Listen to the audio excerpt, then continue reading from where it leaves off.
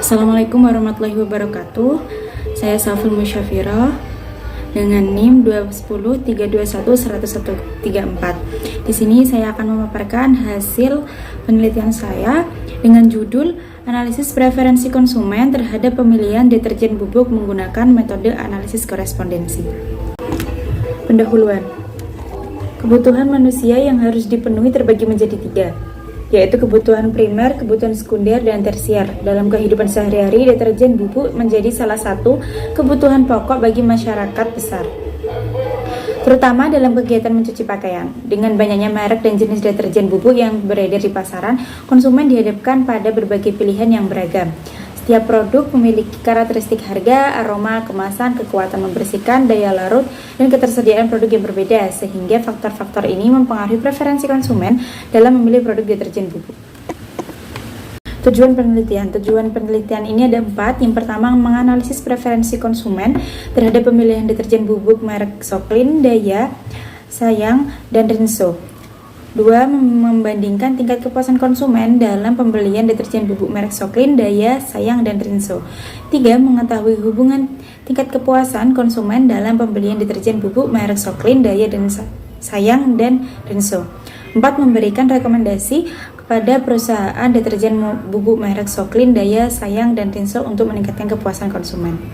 Manfaat penelitian. Diharapkan hasil penelitian ini dapat membantu produsen dalam mengidentifikasi peluang untuk melakukan inovasi produk, memperbaiki kualitas layanan, dan menyusun strategi branding yang lebih menarik bagi segmen pasar yang ditargetkan. Produsen dapat memahami lebih baik perilaku konsumen, termasuk faktor-faktor yang paling mempengaruhi keputusan pembelian, seperti kualitas, harga, aroma, dan efektivitas produk. Tinjauan pustaka. Preferensi adalah suatu pilihan yang diambil dan dipilih oleh konsumen dari bermacam-macam pilihan yang ada. Dari Asriani et al. 2021. Menurut Farhan et al. 2023, analisis korespondensi adalah teknik multivariat yang mengkombinasikan metode reduksi data dengan pemetaan kognitif. Teknik ini merupakan metode statistik deskriptif yang digunakan untuk menganalisis tabel kontingensi dua arah atau lebih, guna melihat hubungan antara variabel yang ada di baris dan kolom. Menurut Orlando dan Harjati 2022, atribut merupakan unsur pembeda antara suatu produk dengan produk lain, sehingga dapat memberikan manfaat bagi para konsumen. Penelitian terdahulu. Berdasarkan penelitian yang dilakukan oleh Budiati et al. 2019 yang berjudul Analisis Korespondensi untuk mengetahui atribut unggulan jeruk pamelo, studi kasus pada 4 aksesi jeruk pamelo di Magetan. Hasil analisis korespondensi menunjukkan bahwa 4 aksesi jeruk pamelo, yaitu Nambangan, Magetan, dan Serinyonya, serta Klon Adas yang belum dilepas memiliki atribut unggulan tersendiri yang mewakili penampilan dalam dan luar. Berdasarkan panelis, atribut unggul yang penting secara berturut-turut adalah rasa daging buah dengan nilai 18,98%, bentuk buah 18,32%, warna daging buah 15,1%, tebal daging buah 13,2%, tekstur daging buah 9,49%, kebersihan 8,83%, jumlah biji 8,17%, dan warna kulit 7,6%. Metode penelitian. Untuk jumlah responden dalam penelitian ini adalah 31 responden. Proses pengumpulan data dilakukan dengan menyebarkan kuesioner secara online menggunakan Google Form kepada konsumen yang menggunakan deterjen bubuk. Kuesioner tersebut mencakup beberapa informasi karakteristik konsumen seperti nama, usia, dan jenis kelamin untuk memahami profil demografis dari responden. Data responden yang sudah ditabulasi pada Excel kemudian dianalisis menggunakan analisis korespondensi dengan bantuan software Microsoft Excel dan SPSS 25. Untuk hasil dan pembahasan, deskripsi data, karakteristik responden.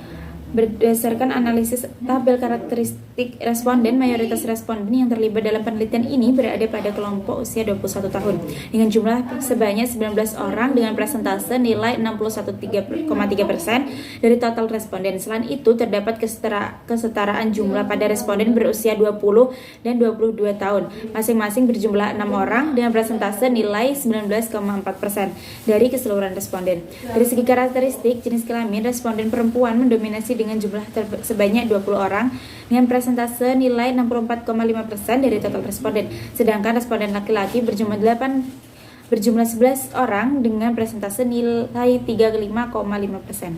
Raw profile, berdasarkan hasil tabel raw profile, terlihat bahwa merek deterjen Soclean, Daya, dan Sayang memperoleh nilai tertinggi pada atribut harga, masing-masing dengan nilai 0,265, 0,260, dan 0,255. Berbeda dengan merek-merek lainnya, Rinso mendapatkan nilai tertinggi pada atribut aroma dengan nilai 0,231. Hal ini menunjukkan bahwa aroma dari deterjen bubuk merek Rinso menjadi salah satu faktor utama yang dipertimbangkan oleh konsumen. Column profile. Berdasarkan hasil dari tabel column profile, pada atribut harga, merek Soclean mendapatkan nilai tertinggi dengan nilai 0,283. Pada atribut aroma, nilai tertinggi juga dimiliki oleh merek Soclean, yaitu sebesar 0,297. Pada atribut kemasan, merek Sayang mendapatkan nilai tertinggi dengan nilai 0,352. Pada atribut kekuatan membersihkan, merek Rinso unggul dengan nilai tertinggi sebesar 0,375. Pada atribut daya larut, merek Daya mendapatkan nilai tertinggi dengan nilai 0,316. Pada atribut ketersediaan produk, Soclean kembali menonjol dengan nilai tertinggi sebesar 0,295. Untuk summary, pada output tabel summary, menentukan jumlah dimensinya. Jika nilai accounted for lebih besar dari rata-ratanya atau angka 0,2, maka dimensi tersebut yang digunakan dalam analisis. Pada penelitian ini, nilai accounted for pada dimensi 1 sebesar 0,642. Sedangkan pada dimensi 2 dan 3 nilainya di bawah 0,2 sehingga tidak perlu digunakan dimensinya. Dengan demikian, dimensi pertama menjelaskan 64,2% secara kumulatif, dimensi 1 menjelaskan 64,2% variasi data, dan sisanya sebesar 35,8% dijelaskan di luar model. Overview raw point. Pada penelitian ini, nilai terbesar pada dimensi 1 sebesar 0,74 dengan merek Sayang, pada dimensi 2 sebesar 0,524 dengan merek Daya, dan dengan demikian dimensi pertama menjelaskan 70,4%, dimensi kedua menjelaskan 52,4%. Hal ini bisa dikatakan merek Sayang dan Daya berkontribusi pada kategori baris terhadap total varian dalam setiap dimensi. Overview column point. Pada penelitian ini, nilai terbesar pada dimensi 1 sebesar 0,562 dengan atribut kemasan, pada dimensi 2 sebesar 0,422 dengan atribut kekuatan membersihkan. Dengan demikian, dimensi pertama menjelaskan 56,2%, dimensi kedua menjelaskan 42,2%. Hal ini bisa dikatakan atribut kemasan dan kekuatan membersihkan berkontribusi pada kategori baris terhadap total varian dalam setiap dimensi. Selanjutnya, row and column point symmetrical normalization. Kedekatan kategori yang posisinya berdekatan di peta menunjukkan adanya hubungan atau pola yang mirip antara kategori tersebut. Pada penelitian ini, deterjen Sayang berdekatan dengan kategori kemasan yang mengindikasikan bahwa kemasan deterjen Sayang lebih menarik dibandingkan kemasan lainnya. Deterjen Rinso berdekatan dengan atribut kekuatan membersihkan yang menunjukkan bahwa Rinso efektif dalam mengatasi noda membandel.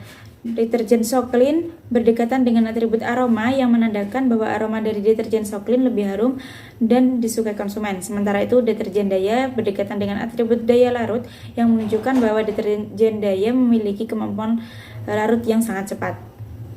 Untuk jarak, semakin jauh jarak antar kategori, semakin kecil hubungan antar kategori tersebut. Deterjen Rinso yang memiliki jarak yang cukup jauh dari atribut daya larut, hal ini menunjukkan bahwa deterjen Rinso cenderung kurang mudah larut dalam air. Deterjen Sayang yang menunjukkan jarak cukup jauh dengan atribut aroma, hal ini menunjukkan bahwa aroma deterjen Sayang kurang kuat dan tidak terlalu disukai oleh konsumen.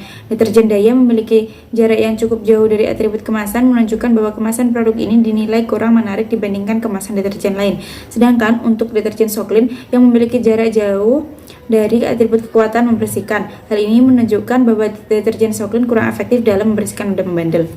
Interpretasi hasil dari hasil analisis korespondensi dapat dilihat bahwa tiap merek deterjen bubuk memiliki hubungan erat dengan atribut tertentu yang mempengaruhi preferensi konsumen. Misalnya, deterjen Soclean berkaitan dengan atribut aroma yang lebih disukai oleh konsumen. Rinso menunjukkan kedekatan dengan kekuatan dalam membersihkan noda. Sementara itu, Daya lebih dikaitkan dengan atribut daya larut yang baik, menandakan bahwa konsumen menilai Daya sebagai deterjen yang lebih mudah larut dalam air, sehingga lebih praktis digunakan. Penemuan ini relevan dengan tujuan penelitian, yaitu untuk mengetahui bagaimana preferensi dan kepuasan konsumen terkait dengan berbagai atribut produk. Melalui analisis ini terlihat bahwa preferensi konsumen tidak hanya didasarkan pada satu faktor, tetapi mencakup berbagai atribut seperti aroma, kemasan, kekuatan membersihkan, dan daya larut. Penutup, untuk kesimpulan, berdasarkan hasil penelitian analisis preferensi konsumen terhadap pemilihan deterjen bubuk menggunakan metode analisis korespondensi, dapat disimpulkan bahwa atribut harga menjadi faktor utama dalam keputusan pembelian untuk merek Soklin, Daya, dan Sayang masing-masing dengan nilai 0,265, 0,260, dan 0,255. Di sisi lain, konsumen menilai aroma sebagai faktor yang paling menonjol untuk merek Rinso dan dengan nilai 0,231. Selain itu, kemasan dari merek Sayang mendapatkan nilai 0,3252, dinilai lebih menarik dibandingkan merek lainnya, dan Rinso unggul dalam kekuatan membersihkan dengan nilai 0,375. Daya menonjol pada atribut daya larut dengan nilai tertinggi yaitu 0,316, dan Soklin mendominasi dalam ketersediaan produk dengan nilai 0,295. Untuk saran, produsen deterjen bubuk perlu mempertahankan dan meningkatkan atribut yang dianggap penting oleh konsumen seperti harga yang terjangkau untuk Soklin, Daya, dan Sayang. Bagi Rinso, memperkuat keunggulan aroma dan kekuatan membersihkan dapat membantu meningkatkan daya tarik produk. Daya disarankan untuk terus mempertahankan keunggulan dalam daya larut, sedangkan Soklin bisa fokus pada peningkatan ketersediaan produk di pasar untuk memperkuat posisinya sebagai merek yang mudah dijangkau oleh konsumen. Cukup sekian presentasi dari saya. Wassalamualaikum warahmatullahi wabarakatuh.